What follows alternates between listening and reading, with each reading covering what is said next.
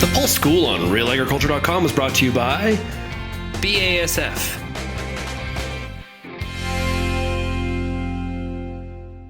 Hey, Kara Oosterhuis here with RealAgriculture.com. I am back here today with another Pulse School episode, and I have here with me Robyne Bowness Davidson, who is a Pulse research scientist with Alberta Agriculture and Forestry. How's it going today? Not too bad, Kim. We're good. How did so you guys farm up near Lacombe. How did the season finish up for you guys? You know what? Not so bad. We've had a very good fall in central Alberta. We've been very lucky. We've had some nice weather. We've had lots of wind, lots of sun.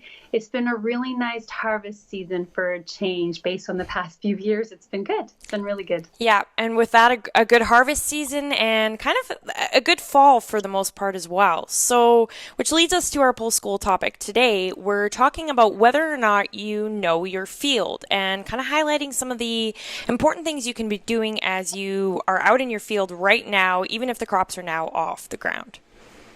Yes, exactly. This fall gives us an opportunity we haven't had in the past. Without the rain and the snow and the cold temperatures interfering with that, we have an opportunity to really take a look at our fields and do some planning for next year. So it's an opportunity to go out and take a look at what perennial weeds you have in your fields. Think back over the summer, what weeds were we challenged with?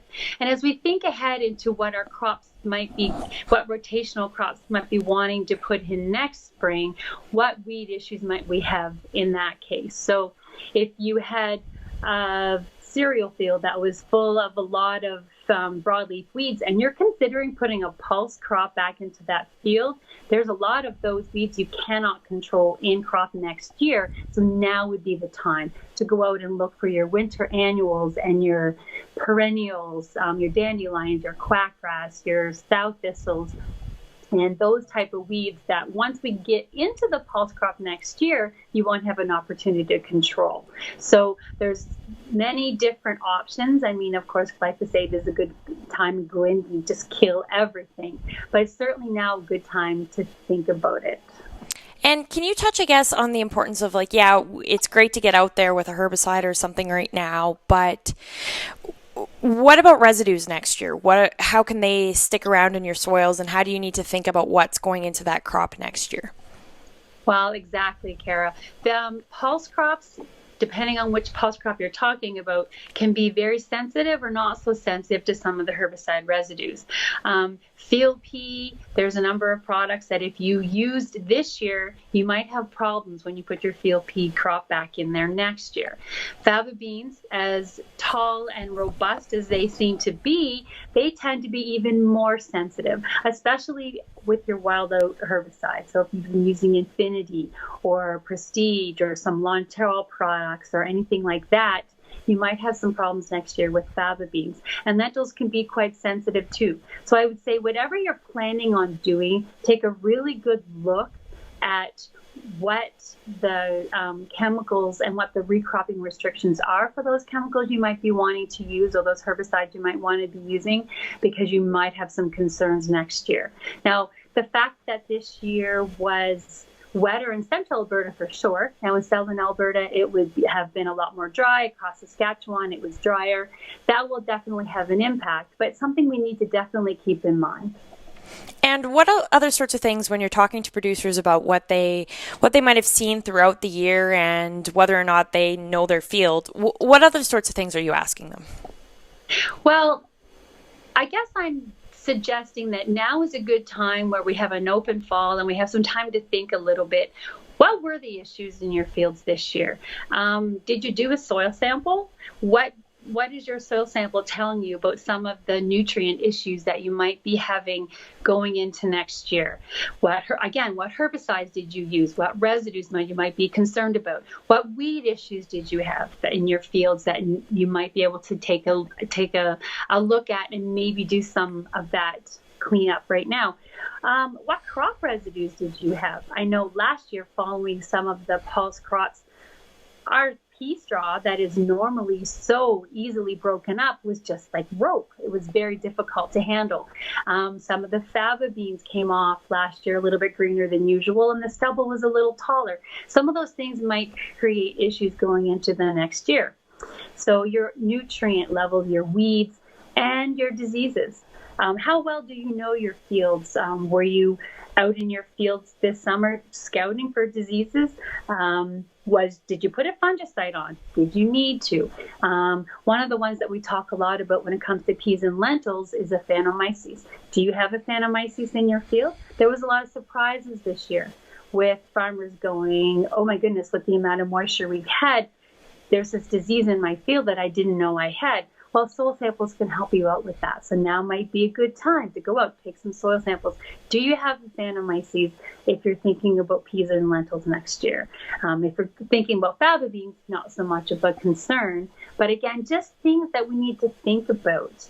I know with some of the diseases, like with Microspirella this year, in some of the drier areas of the province, might not have needed to do fungicide application.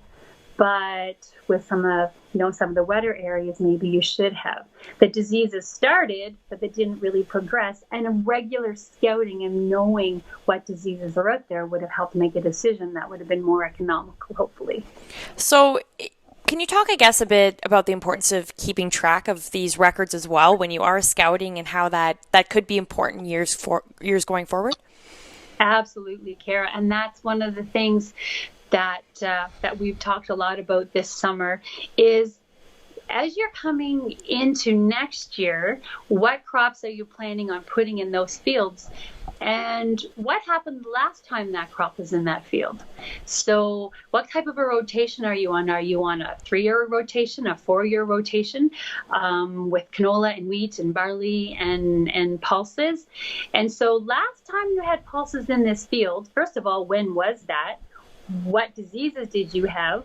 What did your soil sample tell you about that field when you went into it? Some of those things, and keeping really good records and knowing what diseases you've had in the past last time that crop was there, or what weed issues you had last time that particular crop was there, can really help you prepare going into this coming spring and think about what you need to do. So, for example, if you're thinking about putting peas into a field, think back when last time peas were in that field. Was there disease issues? Was there, did you have any indication there might be aphanomyces? Was it a wet year? Whether it was a wet year can determine whether or not you might have issues when you put that same host back into that field. Absolutely. Is there anything else you'd like to add, or any messages you'd like to send to producers right now? I just think it's important that you know what's going on and you keep good records. That's all. And I think we've already talked about that in a number of different ways, but it just sets you up for success. If you know what diseases to expect, if you know what fertility issues you might be having, or what optimum fertility would look like, what diseases are in your soil, what the climate was this year. So if it was wetter in your area going into this year, herbicide residues might not be as much of a problem. And again, that'll depend on how you handle your weeds, your crop rotations, and how you change up your herbicides every year, how you change up your fungicides. It's all one really big picture. And I think the more you know about your fields and the more you're aware of what's going on out there, the more success you'll have going forward. So. Absolutely. Well, thank you very much for joining us today, Robyne. You're welcome. Thank you, Kara. Happy harvesting. Yeah, you too. Okay.